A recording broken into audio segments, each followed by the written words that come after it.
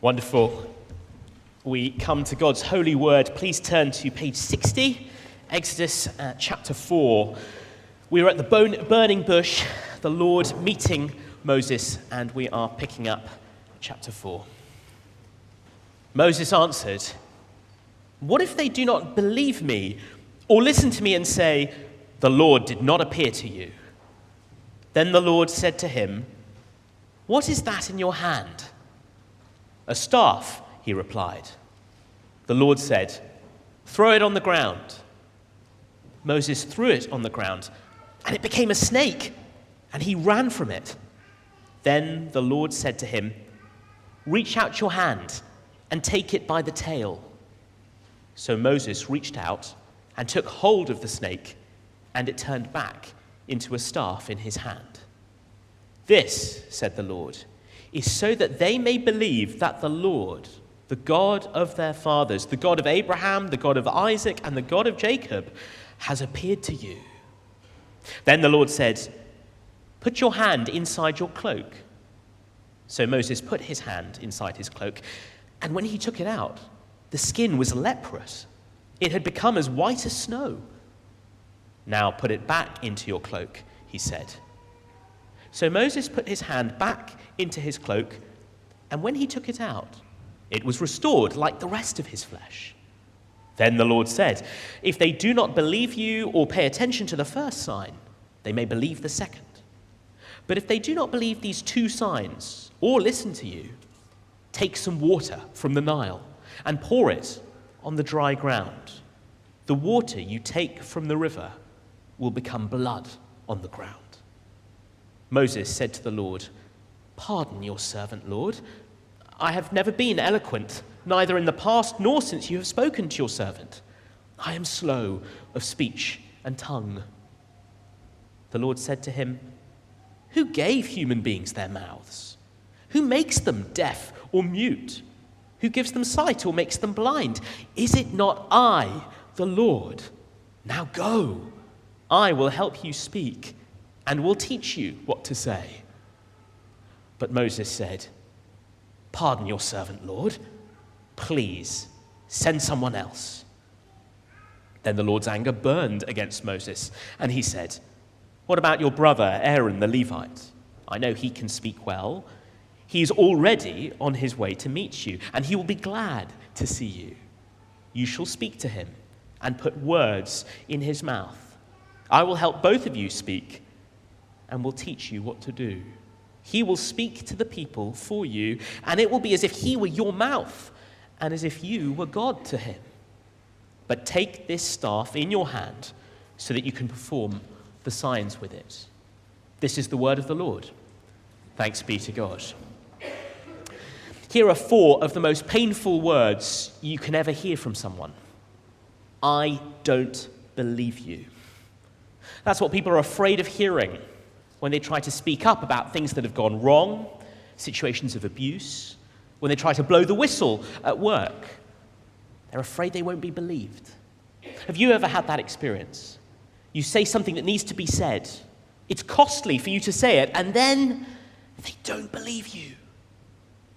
That's what Moses is afraid of here. Unbelief when he goes to Israel to tell them what he has been shown and told.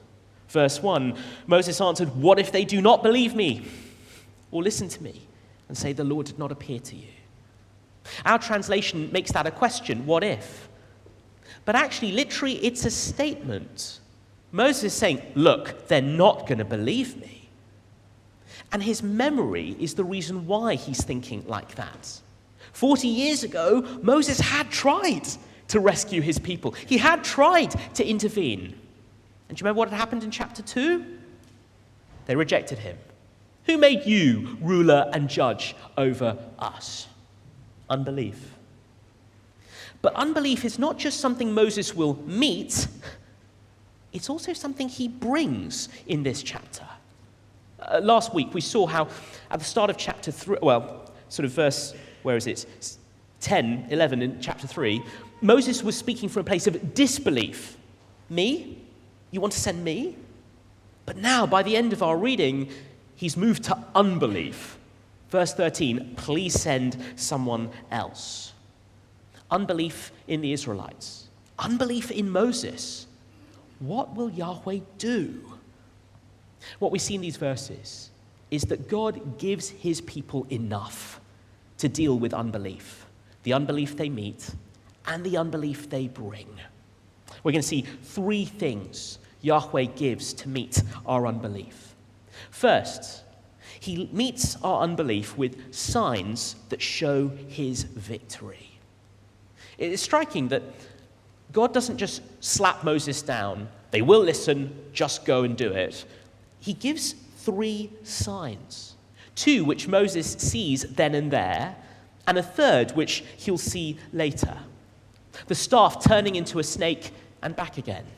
The hand turning leprous and then back again.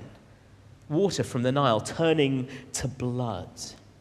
Each one of these signs is a transformation, showing the Creator's power to do as he pleases in his world. Each one of them is terrifying. We're told Moses ran from the snake in verse 4. I bet he did.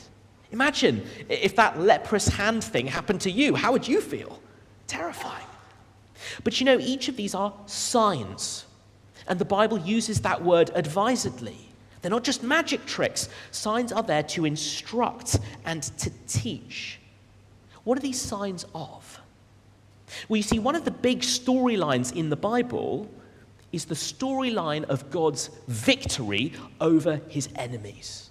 The true God's victory over false gods, counterfeits, those who oppose him.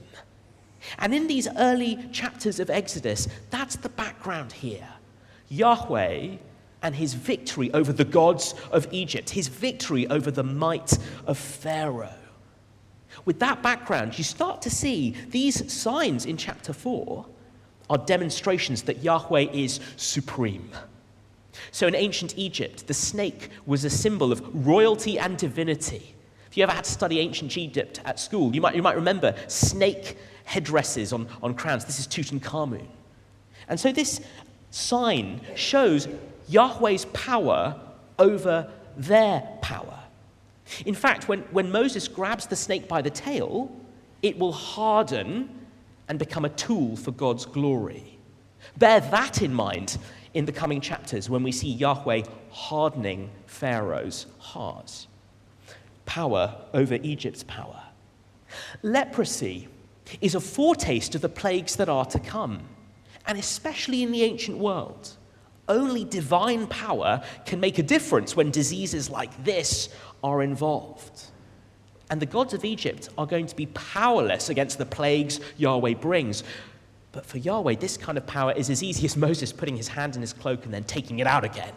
That's the power God has.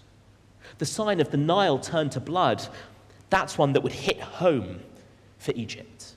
The Nile, that river, was a source of life and prosperity in ancient Egypt. It was even worshipped as a god.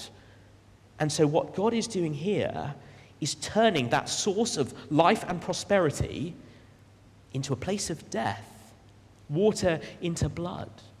This will become the first plague when you get to Exodus chapter 7. And in fact, it's an important reversal, because if you were here for Exodus chapter 1, this is exactly what Pharaoh was doing to the baby boys of Israel. He turned the life-giving waters of the Nile into a graveyard where he tried to end the people of Israel. And now all Egypt will get a taste of Pharaoh's medicine. Signs to show God's victory. But Moses has another reason why he's unwilling to go. He says, I'm not really a man of many words. I don't have the gift of the gab. Verse 10, he says, I am not eloquent. And so here's the second thing the Lord gives to meet unbelief. Speech that comes from him. Verse 10, Moses says he's slow of speech. Literally, he's heavy-mouthed, heavy-tongued. How can you send me? And the Lord says this, verse 11, who gave human beings their mouths? Who makes them deaf or mute? Who gives them sight or makes them blind? Is it not I, the Lord? Moses, how is your lack of eloquence a problem for the God who makes mouths, who created speech. If he is with you, what on earth do you lack? The Creator can provide everything you need. It's the same logic in Psalm 94, verse 9. Does he who fashioned the ear not hear? Does he who formed the eye not see? Moses, you are right to speak of your inadequacy, but that is no reason to refuse me, the Lord is saying. Especially because it's not Moses' own eloquence that will be required. It's not even Moses' own words that will do the work. Have a look at verse 12. Now go, I will help you speak and will teach you what to say. Yes, Moses will speak, but it'll be speech that comes from God, his powerful word at work there. Now at this point, Moses has run out of excuses, but he still doesn't want to go. Verse 13, but Moses said, pardon your servant, Lord, please send someone else. And this time, it's not the unbelief Moses will meet in Israel, it's the unbelief Moses brings to Yahweh. What will God do about it? Third thing for us to see, Yahweh meets unbelief with sovereignty that won't be frustrated. At this point, God is rightly angry with Moses' refusal, but even in his anger, he doesn't give up on Moses. He's already on the case. Have a look at verse 14. Then the Lord's anger burned against Moses, and he said, what about your brother, Aaron the Levite? I know he can speak well. He is already on his way to meet you. As readers of Exodus, we don't know anything about Aaron at this point. We've not been introduced to him. But God has had Aaron waiting in the wings all along. Exodus 7 will tell us he's actually Moses' older brother, and he's already on his way. Don't you love that? Already. Because this sovereign God is at work, and not even Moses' objections will put anything in the way of that. His purposes proceed despite the obstacles Moses puts up. He meets Moses' unbelief with sovereignty that won't be frustrated. And yes, providing Aaron is a response to Moses' weakness, but Moses will still be involved. Aaron is the mouth, but Moses is putting words into it. Verse 17, if you look at it, God is clear. Moses must take the staff, so it'll be signs authenticating him. This is a wonderful thing to see. The same sovereignty that means that Pharaoh's opposition will be broken, the gods of Egypt will be destroyed, is the same sovereignty that means that God will not give up on Moses, will work in and through him for his own glory. Has God given us enough to deal with unbelief? The unbelief we meet, the unbelief we bring. At our 5 p.m. services, we've been in Mark's Gospel. And a few weeks ago, we chewed on this very precious verse, Mark 9:24. A helpless father coming to Jesus and saying to him, I do believe. Help me overcome my unbelief. That verse is the perfect diagnosis and the perfect solution. The perfect diagnosis because it tells us that unbelief is present in every single one of us, whether we call ourselves Christians here or not. And the perfect solution because it tells us where to take our unbelief, to take it to Jesus.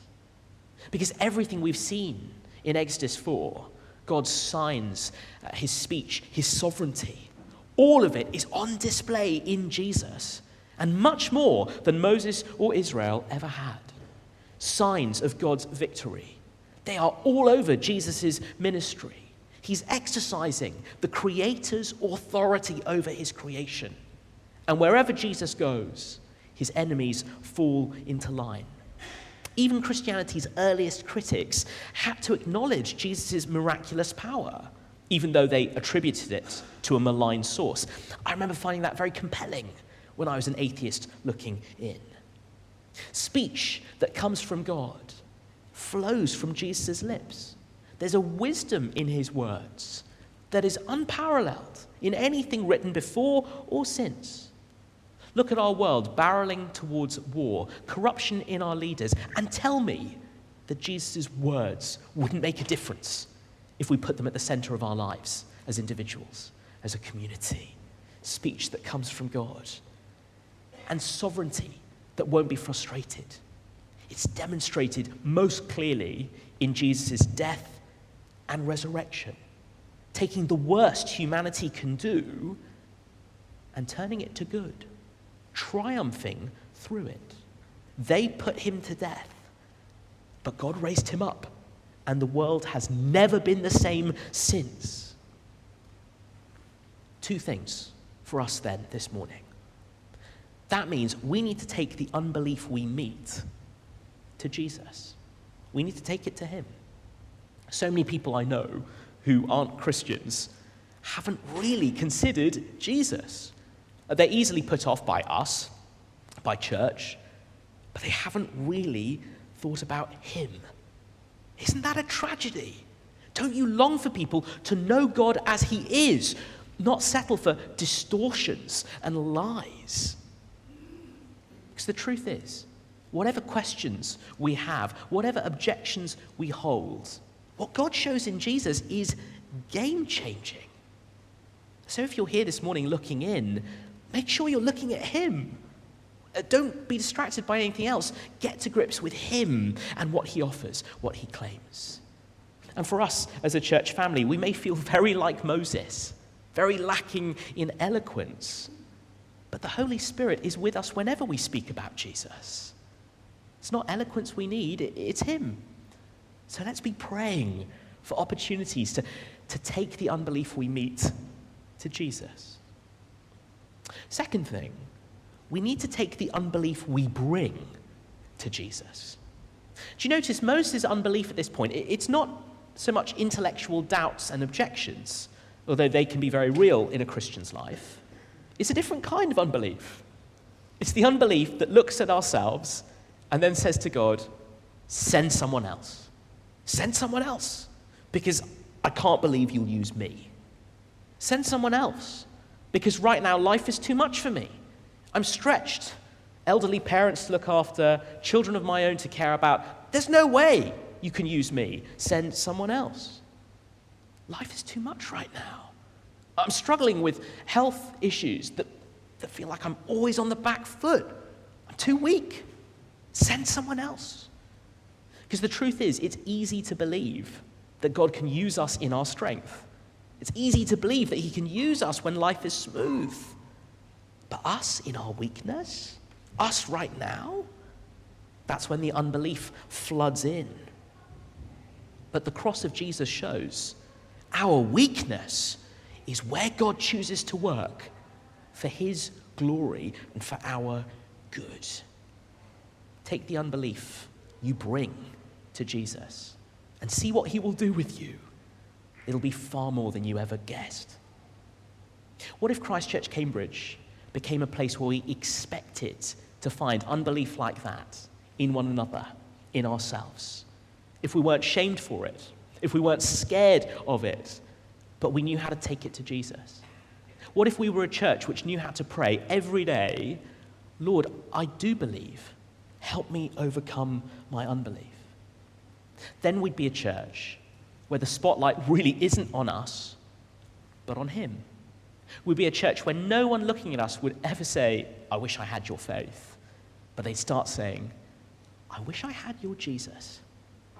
And don't you want us to become that kind of church?